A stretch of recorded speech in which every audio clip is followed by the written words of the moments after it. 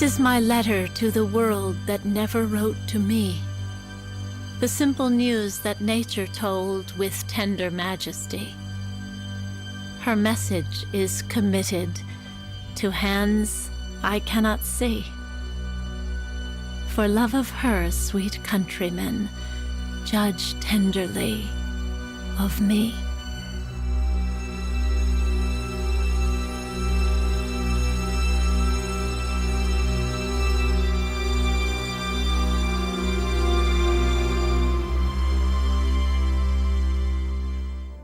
Το ταλέντο της Έμιλι Ντίκινσον δεν αναγνωρίστηκε στην εποχή του.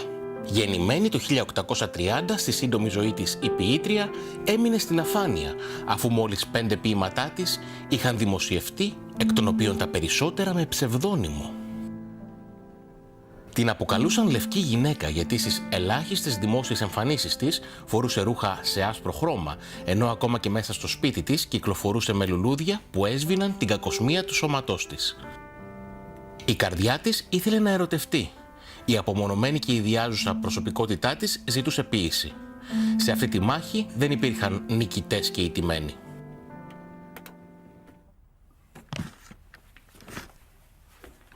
You think you might smile, Mr. Dickinson? I am smiling.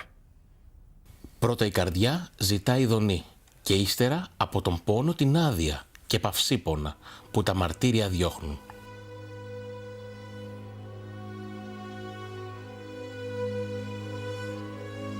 Ασυμβίβαστη με τους ποιητικούς κανόνες της εποχής της, κατάφερε με το τολμηρό στυλ της να ορίσει νέα πορεία στην αμερικανική ποίηση και έτσι έγινε η σημαντικότερη πρόδρομος του μοντερνισμού. Όλη η φιλοσοφία της ζωής της αναδύεται μέσα από τους στίχους της. Μια ψαλιδιά ένιωσα στο νου σαν να έχει χωριστεί. Έπιασα να το ράψω, μα δεν τέριαζε η κλωστή. Επηρεάστηκε από τους William Blake, Ralph Waldo Emerson και William Wordsworth και δεν έκρυψε στιγμή το θαυμασμό της για τους John Keats και Robert και Elizabeth Barrett Browning. Έως τα 35 της χρόνια είχε γράψει περισσότερα από 1100 ποίηματα που εξερευνούσαν την απώλεια, τη θλίψη, τη χαρά, τον έρωτα, την τέχνη και τη φύση.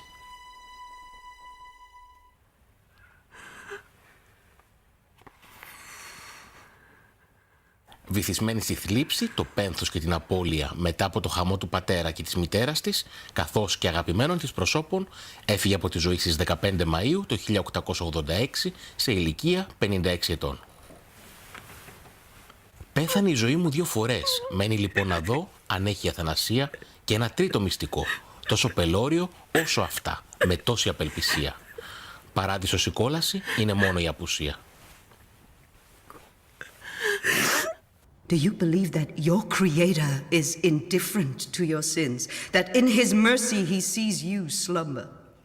No, you misunderstand me. I have not got so far. I am not even awakened yet. And how should I repent? I am somewhat troubled, to be sure, but my feelings are all indefinite. The question is not how far you have advanced, but how far you ought to have advanced. Not how you feel, but how you ought to feel. I don't feel anything. Ποια είναι η Έμιλι Ντίκινσον που μεταμόρφωσε την πεσημιστική αντίληψη του θανάτου σε τέχνη? I'm aware that Dickinson, even up to now, may seem a little bit gloomy, but the point is that death is an extremely vital topic. You could write about birth and about food and pleasure and sex in a way to put people to sleep. It's dull. And you could write about death in a way that's exciting and exhilarating. And I think she does. I think that her dark vision is a vision that is not gloomy. It's a vision that changes the way we think about things. It's exciting. It's inspiriting. It challenges the way we think. It collides ideas that we've got. Death, of course, is a phenomenon that is really central in women's lives in the late 19th century. I say that because death is not something that is all that public in today's culture, although heaven knows it's just as present as it ever has been. But in a culture of nursing homes and terminal care arrangements, we keep the dying out of sight for the most part. That's a whole separate topic, actually. But they weren't kept out of sight in the 19th century. And women in particular, it was part of women's work to tend to the dying. And one tended to them, one kept them, one ministered to them. I think that it was just a conspicuous piece of life. And that's one reason we can find it in Dickinson's work. We don't find it in the work of the Transcendentalists. Emerson is all about promise. Emerson is about people being part of the oversoul of the nothing but continuing life. Thoreau closes Walden with the famous reference to dawn. Thoreau talks about waking up people. Dickinson and Whitman, for that matter, are very much drawn to the phenomenon of death. But Dickinson's approaches and tones are different from Whitman's, totally different, and different from anybody else's that I've ever seen. I reckon when I count out all. First poets, then the sun, then summer, then the heaven of God, and then the list is done.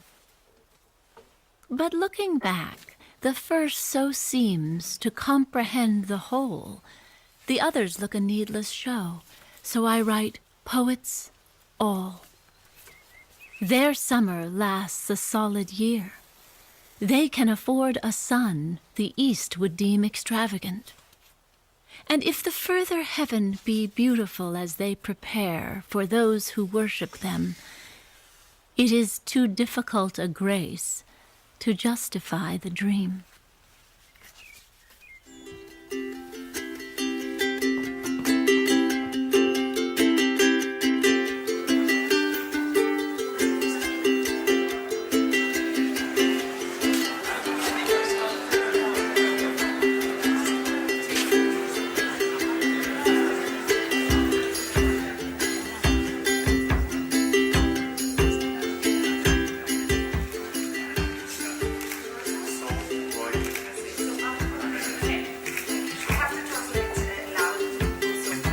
En esa sesión de la sección Zabaltegui Tabacalera tendremos la ocasión a continuación de ver la película A Quiet Passion, el último y más reciente trabajo del director británico Terence Davis. Believe it.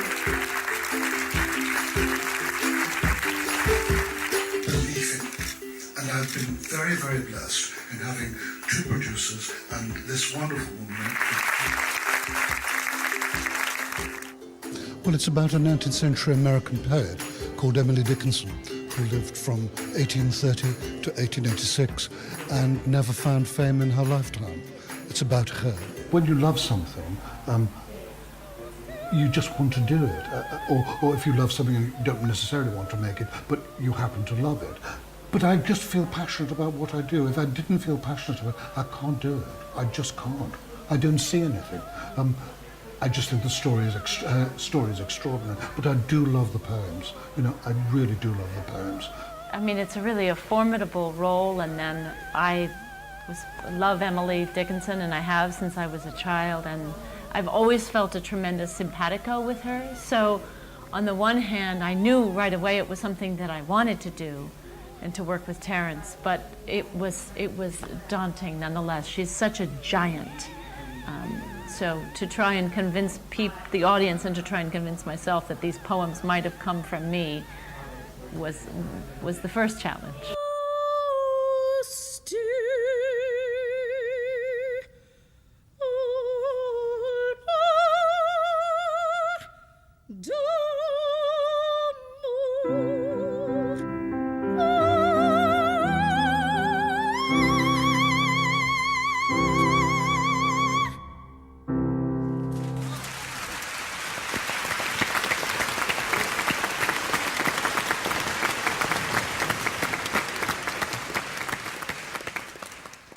Terence feels the story so strongly, but also because he's such a fan of actors, you know, he's very encouraging in that way. So that's what, you know, that's what you want. You want that sort of warmth and sunlight, right, to help you open up so that things seem possible and not scary, and you know what I mean, so you can be brave and try things that maybe are terrible, you know. And that's thrilling to watch. Yes. It's thrilling to watch. But when you make it, you don't see that. I mean, you just want to try and be true to the material, that's all. That's what you've got to be true to. Any other extrapolation of meaning has to come from the audience. It can't come from me, because you're too close to it. You're just too close to it. You know, and I can run the film in my head, particularly the scenes I like, which I think they performed really well. Those give me a lot of delight. But you can't know. I can't see it with fresh eyes. Oh, life! Oh, home! How wonderful you are!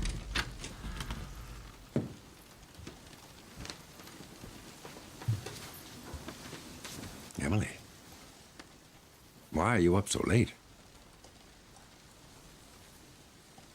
May I speak with you, Father? Of course. As you may know, I like to write. Letters mostly. But sometimes poetry. Yes. May I have your permission to write during the night, for quiet's sake?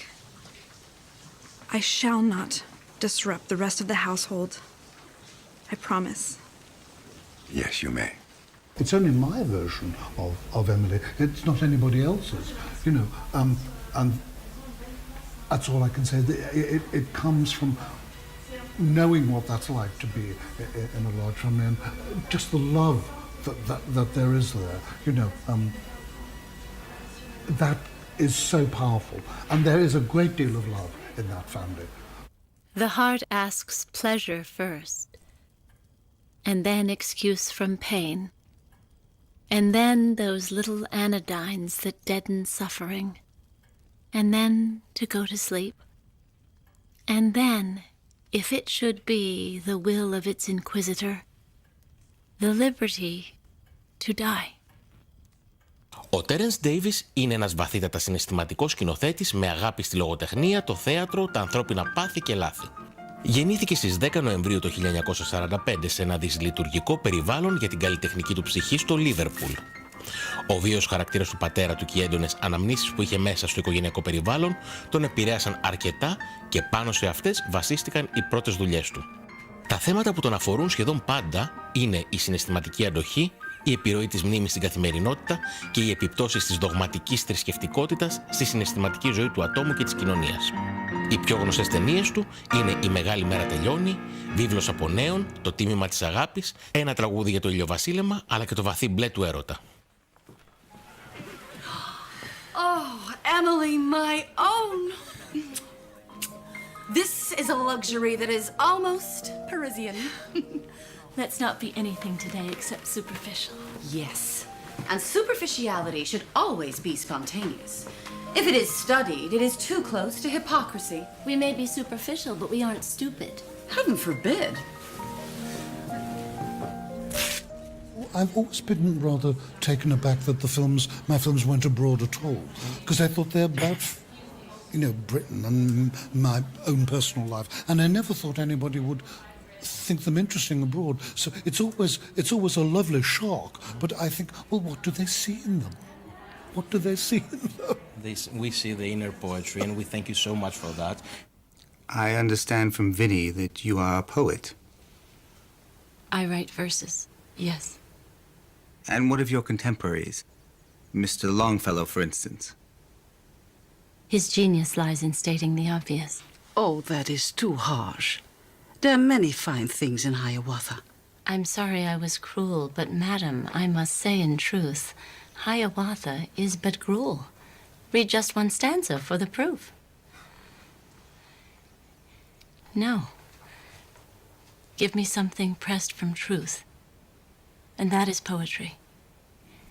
I can understand why Emily Dickinson, because, as I told you, poetry is always in your movies. But what was the narrative hook for you starting working in this project? Well, two, really. One, she used to get very homesick.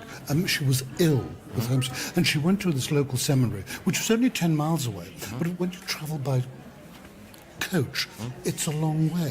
She was only 17, and they had to take her out because she was so homesick. And when I was a child, I had to go away because I had a chest infection. And I only went away for a month to North Wales, which is not that far from Liverpool.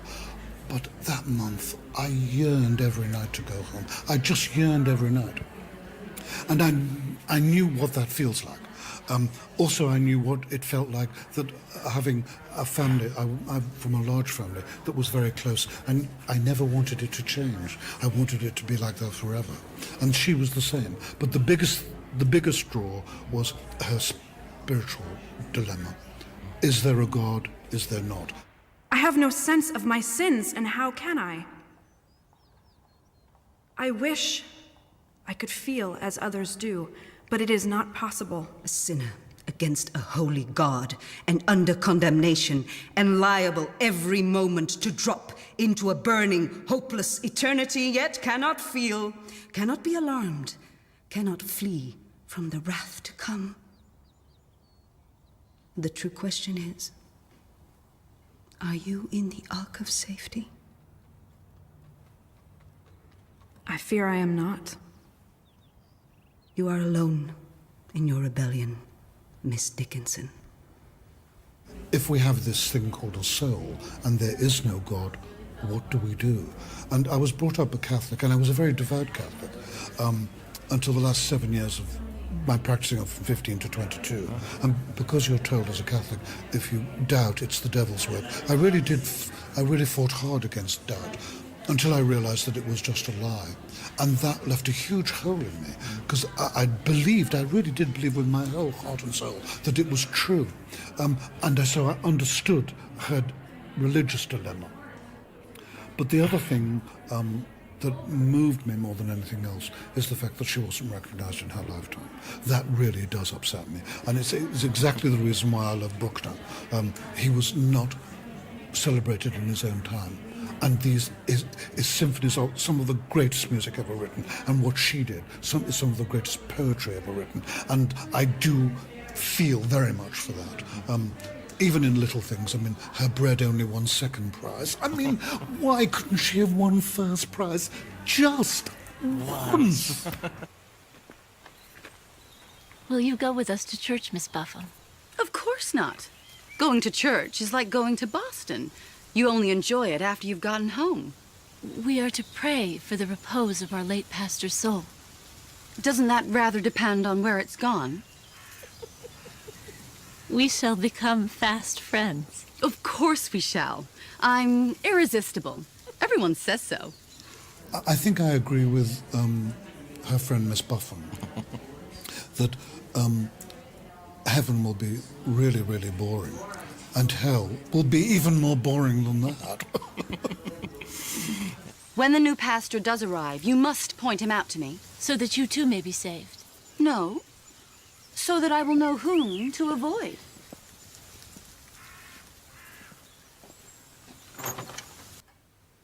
Είναι άξιο απορίας πως η προσωπικότητα της Έμιλι Ντίκινσον δεν είχε απασχολήσει ποτέ τον κινηματογράφο στο παρελθόν μέσα από μια ολοκληρωμένη ταινία μυθοπλασίας.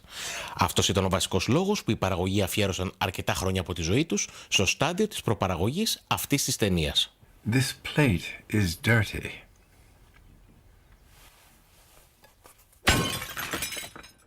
It is dirty no longer. We're a producing partnership. We're Liverpool-based.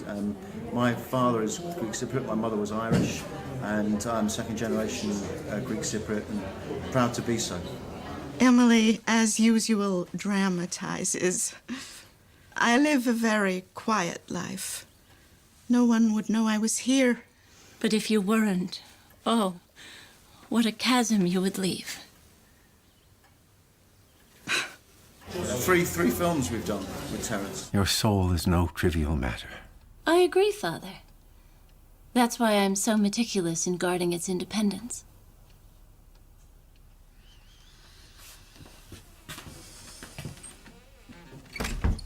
We're based in Liverpool.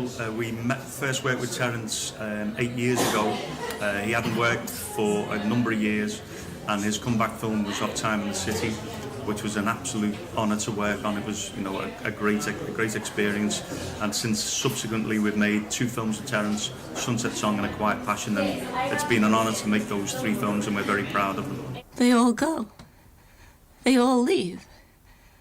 They all desert you. Do not touch me! I will not be pitied. It makes me feel repulsive. You set too much store by physical beauty, Emily. The only people who can be sanguine about not being handsome are those who are beautiful already. The rest of us have only our envy to keep us warm. You have an exquisite nature. What's the use of that in this world? I sometimes think you are too harsh with yourself. I have many defects. There is much to rectify. It was a challenge from the very start to make this film, and I suppose a surprise to us that no one had made a film about Emily Dickinson before, because she is America's greatest female poet, without doubt. And, you know, we were introduced to her world and her words by Terence Davis. And once we started reading her, we were consumed by the work and just the depth of it. And its power is just unique and special. And she was a woman ahead of her time. So finding the challenge to raise finance for a film like that is enormous, because the only things people knew about Emily Dickinson was that she was reclusive and she was obsessed with mortality and death. So it doesn't make a natural kind of subject matter for a film. But then you give that subject matter to someone like Terence Davis and you get an experience of quiet passion, which is incredibly funny, very sharp-witted, has all the pathos of the language that she created, and yet then takes you on a journey of tragedy that was her life.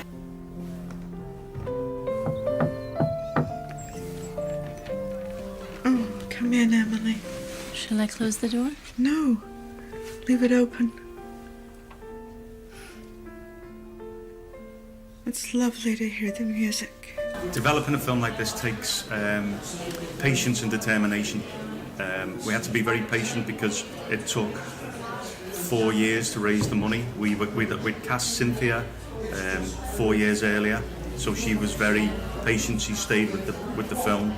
And then the determination to raise the money. The first significant finance we found was in the UK, and it was that money that made the film.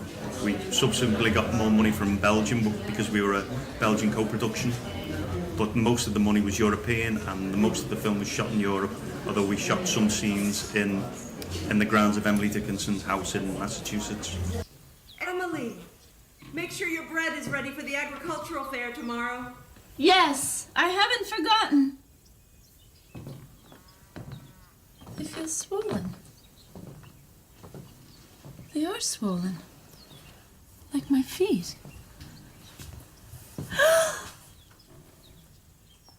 Oh! Oh!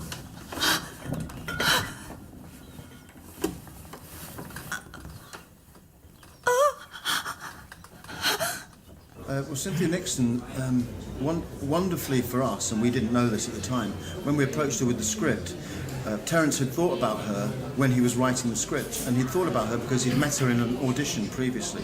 So when he wrote the script, her performance was in mind, and that's who he wanted from the beginning. So when we made the approach to Cynthia Nixon, we didn't realise at the time, but she actually grew up with Emily Dickinson. Her mother used to play records of Claire Bloom reading Emily Dickinson's words. So you can imagine in New York, Cynthia Nixon getting a script about Emily Dickinson, who she's consumed by anyway, and suddenly she reads this wonderful script which brings Emily Dickinson's life to life, and she was on board straight away. It was fantastic. And she stuck with us, as Roy said, for 4 years till we got the final finance together. For each ecstatic instant we must an anguish pay, in keen and quivering ratio to the ecstasy. For each beloved hour sharp pittances of years, bitter contested farthings, and coffers heaped with tears. Η κοκκινομάλα δικηγόρος του Sex and the City, κατά κόσμον Cynthia Nixon, δεν είναι μόνο η Miranda Hopes που αγάπησαν σχεδόν όλες οι γυναίκες μέσα από τη δημοφιλή σειρά. Με 5 υποψηφιότητες για χρυσή σφαίρα, 4 εκ των οποίων για το ρόλο της στη σειρά που προαναφέραμε και 2 φορές τιμημένη με Emmy, δείχνει αποφασισμένη να επαναπροσδιορίσει την εικόνα της στο ευρύ κοινό. Ίσως η πιο επιτυχημένη της προσπάθεια είναι αυτή στην ταινία «Ήρεμο, πάθος» που υποδίεται την αγαπημένη της ποιήτρια Emily Dickinson. Εκτός από τις κινηματογραφικές συμμετοχές της στο Sex and the City, συμμετείχε μεταξύ άλλων και στις δημοφιλείς ταινίες Amadeus, The Pelican Brief, Οικογένεια Adams 2, Σταγόνες Αγάπης. One of the problems that Emily Dickinson had, it was that she wasn't sure if heaven existed, if hell existed, if religion had a power. So I would like your thoughts about religion. Do you believe that by bringing this kind of connection in our life, we bring light to our life, we bring darkness in our life, it's something that exists, that it doesn't exist? I think that, people say, and I believe it, that people who have a firm belief in religion are generally happier and more hopeful and often kinder people. I'm not so sure about, organized religion. If you do this, you'll go to heaven. If you do this, you'll go to hell. That seems kind of preposterous to me. But I do hope there is something like a God, and I do hope there is something after we die. I'm skeptical, like Emily was, but I think it's a big question. And I think, Emily had to really wrestle with religion because she came from such a religious society. And maybe for many of us, we don't. That's less a factor for us, but we still have to wrestle with death and eternity and what that is. The dying need but little, dear. A glass of water's all. A flower's unobtrusive face to punctuate the wall. A fan, perhaps, a friend's regret, and certainly that one no color in the rainbow perceives when you are gone. Look back on time with kindly eyes. He doubtless did his best. How softly sinks his trembling sun in human nature's west. I would like also to ask you your personal thoughts about if you have a fear of death and dying. I have a terrible fear of death and dying, and I have since I was a child. And I think that, most of the time, most of us just pretend that it doesn't exist because it's so hard to go through life and keep your eye on that, knowing that this will be the end. But I think that is one of the things that allowed Emily Dickinson to be so alive, is that she never kidded herself about death, and she looked at it squarely in the eye for the whole time that she was living. And I think it overwhelmed her at times, but I think also it made her enjoyment of this world here and the sensations and the pleasures of this world here much more intense and acute.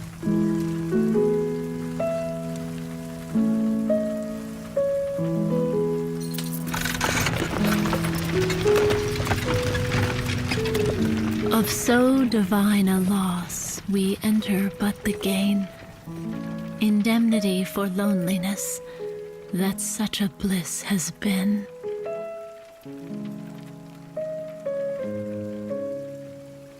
You're a woman with quite lack of vanity. You shaved your head for a fantastic theatrical play, Wit. How are you feeling today? Great. That's just great. Because after Sex and the City, you've been categorized in some specific parts, and you said, okay, I need to be something more because I am something more. Yes. I mean, I'm very lucky that Sex and the City happened sort of in the middle of my life when it did, because, people never thought of me that way as a sexy woman, as a fashion icon, whatever. It's helpful when you show people that you can do those things and be those things, even if it's not necessarily who you are. And so now it's we used to say that being in Sex and the City was like fashion boot camp. Let me see your hands up in the air. Show what you got, shake it all around, yeah. You want a little of this, you want Could we get another round of champagne? You are fun in Abu Dhabi. Whatever. You have that muscle, you develop it, and then you could, go on to other muscles, but at least, it's there in your body. This is my sister, Lavinia. But everyone calls me Vinny. And this is my other sister, Emily. And everyone calls me Napoleon.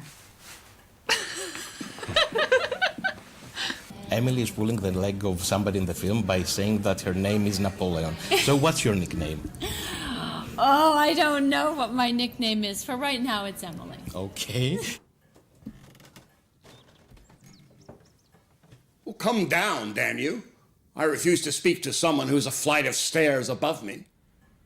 Forgive me, sir, if I'm frightened. I never see anyone and I hardly know what to say. You could say thank you for my publishing some of your verse. For that, sir, you have more than my thanks. You have my gratitude, but... Sir, you have altered some of my punctuation. Good Lord. What's a hyphen here or a semicolon there? To many, nothing. But to me, the alteration of my punctuation marks is very hard to endure. Then I apologize. I was merely trying to make your meaning clearer to my readers. Clarity is one thing, sir. Obviousness quite another. The only person qualified to interfere with the poet's work is the poet herself. You try to make people understand the importance of talking openly about their life. How important is for you being this kind of person which want to express herself and also try to inspire people around her? Yes, I think that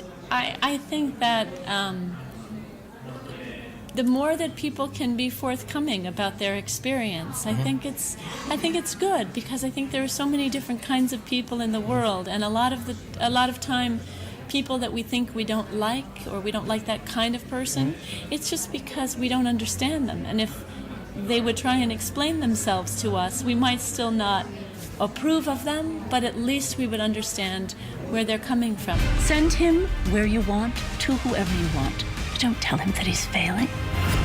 Like I just played Nancy Reagan, and there are many things about Nancy Reagan that I don't like.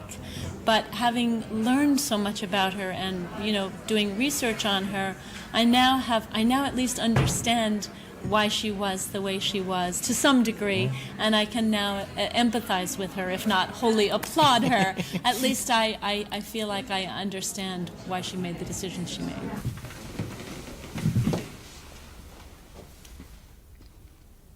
And you, Miss Dickinson, what of you? What of me, sir? Will you not kneel and give yourself to God? No, sir, I will not kneel. Though I think that God has already given himself to me. That was profane. It was not meant so, sir. Do you guard your soul, Emily? As best as I am able, sir. And hell? What of hell? Avoid it if I can. Endure it if I must. Oh, what a call is this.